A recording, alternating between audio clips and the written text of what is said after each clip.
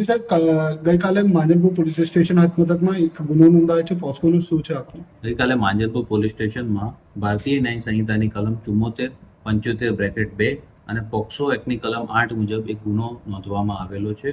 જે ગુનામાં ભોગ બનનાર જે છે એ તુલસીધામ 4 રસ્તા પાસે આવેલી વિદ્યાલય ખાનગી ટ્યુશન ક્લાસીસમાં અભ્યાસ કરે છે.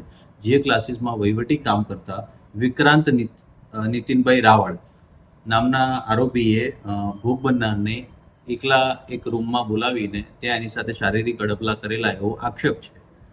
જેની ફરિયાદ નોંધી આરોપીને રાઉન્ડ અપ કરી એની પૂછપરછ કરવામાં આવેલી છે અને આગળની તપાસ ચાલુ છે.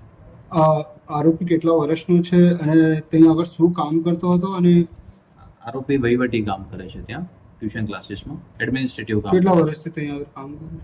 એ તપાસ ચાલુ છે. હા, કેટલા વર્ષથી આમાં હાલ જે પ્રાથમિક છે એમની જે ભોગ બનનાર છે. બાકી એ સિવાય બીજા કોઈએ આપણે રજૂઆત કરી હોય એવું કોઈ જણાવ્યું આરોપીનો ગુનાહિત ઇતિહાસ છે? ના. શું લાલચ આપતો હતો? કોઈ લાલચ આપતો આપીને બોલાવતો હતો? હા, એ જે ગણિત અને અંગ્રેજી શીખવાડવાની લાલચ આપીને બોલાવે.